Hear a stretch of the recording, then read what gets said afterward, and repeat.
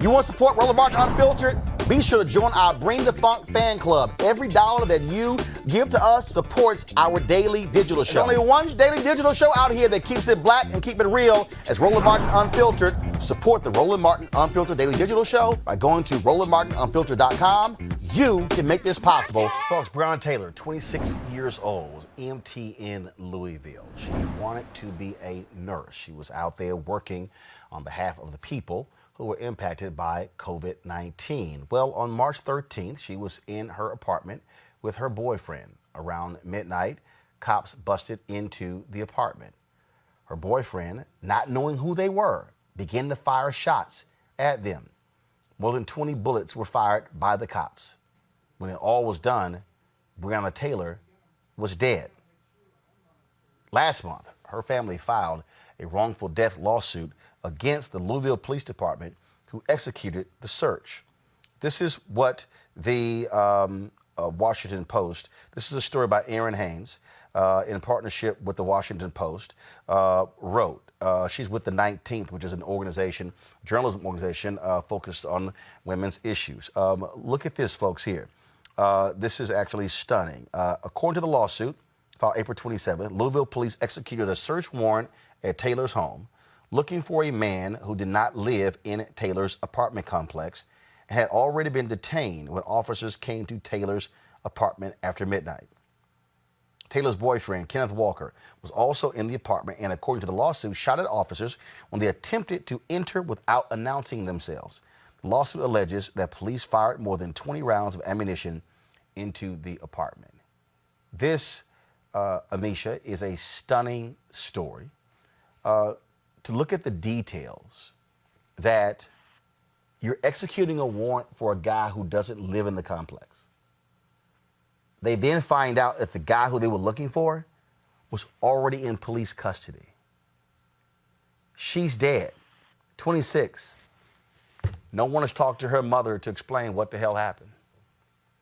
The whole time you were going over that case, I was sitting here trying not to cry, just because not only is it extremely egregious and particularly disturbing, it's also the fact that there is such gross negligence on behalf of the police in this case that I'm almost at a loss for words. Because at any given point, and we've seen this happen in other cases where doors are, bust down, people are shot when the police wind up at a house that they're not supposed to be at, or they're chasing someone who doesn't live in the area that they're actually looking to. But to actually already have this person in custody and to still go out and commit that type of atrocity is beyond me.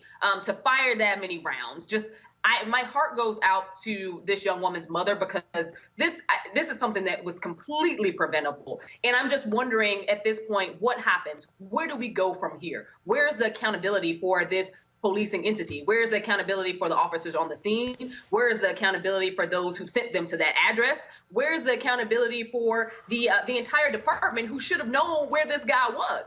That level of brutality, that level of a mistake that it ends in somebody's death and complete murder in that way is something that is just unforgivable.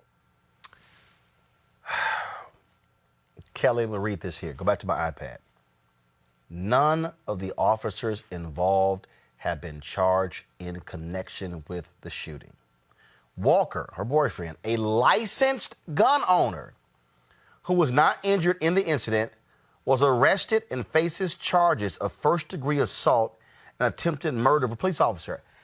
How in the hell can you be facing charges when the police bust into the apartment unannounced? You don't know who the hell is busting in. You licensed with a gun. Your deal is, I'm protecting me and my girlfriend. And now he's facing charges? That part is the most disturbing to me, outside of the fact that this young woman is dead. Because especially in states like Kentucky, I am almost 100% sure that the castle doctrine is still in full effect for private citizens in terms of protecting your home and self-defense. So if somebody is entering your dwelling place and they don't announce themselves as police, they say nothing in terms of saying that they're law enforcement, that it's an emergency, nothing like that. You just hear somebody breaking and entering your dwelling place. That's a fight or flight situation. More so, that is a situation in which you have the right to retaliate because somebody is entering your sanctuary, your safe space. So the fact that this young man is being charged for defending himself for the attempted murder of a police officer, which means that that police officer didn't die. But you know who did? His girlfriend, the person that he was trying to protect in his dwelling place. That's absolutely disgusting to me. The fact that they even had the wherewithal and the insensitivity to charge somebody with the attempted murder of somebody who killed his loved one. They should all be ashamed of themselves. Absolutely. Every single one of them involved with this case, from the person who dispatched those police officers to the house, to the people who didn't do the necessary protocols to let people know that they had the person in custody before they were dispatched to the house. All levels of communication responsible for this incident happening should be ashamed of themselves, especially the person who pressed charges on behalf of this young man.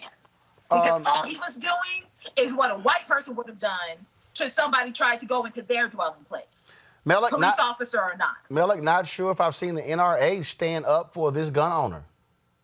Yeah, I don't know. I haven't heard anything from the NRA on this. You know, I've been on your show since probably almost since the beginning. And we've had these conversations. We've seen these scenarios play out over and over again. Immediately came to mind of the when the police ended up going around the lady's house, shining a light in her house, and then ended up shooting, I think, through the screen door. This is disturbing. The entire situation is disturbing from the dispatch, because they were dispatched. Somebody dispatched them to that location. So from the beginning, this was wrong. And it ended up with the young lady, the young man's girlfriend, dead.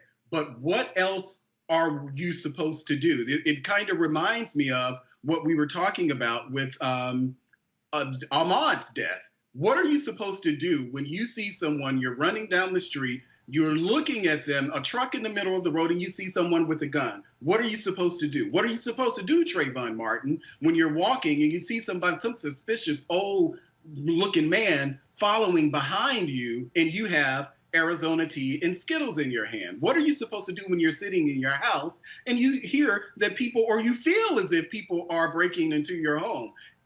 You have a gun. You try to defend yourself. And it's so unfortunate that his girlfriend is dead, but now we have the layer of attempted murder, not manslaughter or second-degree manslaughter or anything like that.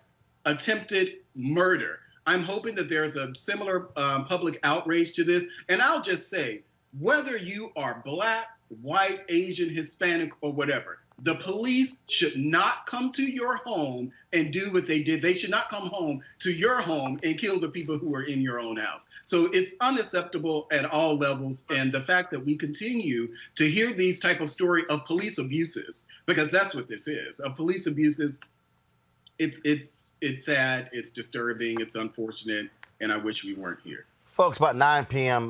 Tonight, Tamika Mallory, she is going to have a conversation with Breonna's mother on her Instagram live page. You want to check that out. And then she'll be talking with Ben Crump on Facebook after that. We certainly will be talking to both of them on this show tomorrow. It is an absolutely stunning story, all across the board. But again, 26-year-old, his sister, 26 years old, minding her own business in her apartment, spending time with her boyfriend. She is dead because Louisville, Kentucky police knocked on the wrong door. The guy they were looking for was already in police custody.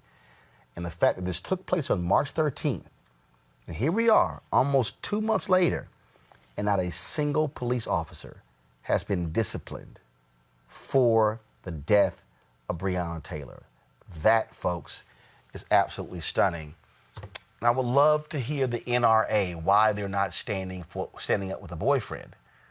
a licensed gun owner for trying to protect him and his girlfriend, yet the cops are hitting him with attempted murder charges. That, to me, folks, is just unbelievable. Just makes no sense whatsoever. Every single night, we've got some of the top black experts. You're not gonna see them on cable news or broadcast news because you swear black people aren't experts when it comes to this health crisis. That's why we have this show and why we do what we do every day on Roland Martin Unfiltered. Joining us right now is retired General Russell Honore, the nation's first black Surgeon General, Dr. Joycelyn Elders. John Hope Bryant, he is the founder of Operation Hope. Senator Kamala Harris of California, Dr. Sadrina Calder, retired General Lloyd Austin, Congresswoman Karen Bass, Commissioner Omari Harding, Bureau President in Brooklyn, Eric Adams, Dr. Joseph Graves, America's Wealth Coach, Deborah Owens, Dr. Corey Hebert, Patal Saul, Howard University student, Pastor Jamal Bryant, Dr. Christy McDowell, Benja Ajilore, senior economist at the Center for American Progress, Gilda Daniels, again, author of the book, The Crisis of Voter Suppression in America. 4 stars, General Kip Ward, Dr. Oliver Brooks is president of the National Medical Association, president of the American Medical Association, Dr. Patrice Harris, Joby Benjamin, Dr. Alexia Gaffney, infectious disease specialist, Dr. Georges Benjamin, executive director of the American Public Health Association, Malcolm Nance, family medicine physician, Dr. Jen Caudle, Dr. Tashaka Cunningham, a molecular biologist, Kat Stafford. She's a national race and ethnicity reporter for the Associated Press. Dr. Wayne A.I. Frederick, who is the president of Howard University, Congresswoman Yvette Clarke from the state of New York, William Springs, AFL-CIO economist, Andrea James, executive director of the National Council for Incarcerated and Formerly Incarcerated Women and Girls. All right, let's go to Capitol Hill. Congressman Gregory Meeks, Congresswoman Eddie Bernice Johnson of Texas, Congresswoman Barbara Lee, Minnesota Senator Amy Klobuchar, mental health clinician Jamie Singletary, Prince George's County State's Attorney Aisha Brayboy, as well as Dylan Hayrie, ACLU Justice Division strategist. Dr. Cindy Duke, she is a virologist. Principal Steve Perry of Capitol Prep. Health and wellness specialist Dr. Yolandra Hancock. Desmond Meade, president of the Florida Rights Restoration Coalition. Cliff Albright, who is the co-founder of Black Voters Matter. Michael Harriot with The Root. The Mina McWhorter, founder of Love by the Hand. Dr. Julianne Malvo, economist, president, Emerita Bennett College. Coroner Michael Fowler is the mayor of Atlanta. Keisha Lance Bottoms, mental health therapist Suzette Clark. Justin Gibney, attorney and political strategist, and Bishop Vincent Matthews Jr. Dr. Suzette McKinney, CEO and executive director of the Illinois Medical District. Dr. Leon Madugal, president-elect of the National Medical Association. Jana Bailey, mayor of Moss Point, Mississippi. Mario King. We're going to keep driving this thing to make sure our people are fully aware, safe, protected from coronavirus. You're getting the top medical experts, the top business experts, top political experts, top religious experts, because that's why we do what we do. Unapologetically and unfiltered. Ain't nobody else in the black media space doing what we do. Watch Roland Martin Unfiltered daily at 6 p.m. Eastern on YouTube, Facebook, or Periscope, or go to RolandMartinUnfiltered.com. Support the Roland Martin Unfiltered Daily Digital Show by going to RolandMartinUnfiltered.com. Our goal is to get 20,000 of our fans contributing $50 each for the whole year. You can make this possible. RolandMartinUnfiltered.com.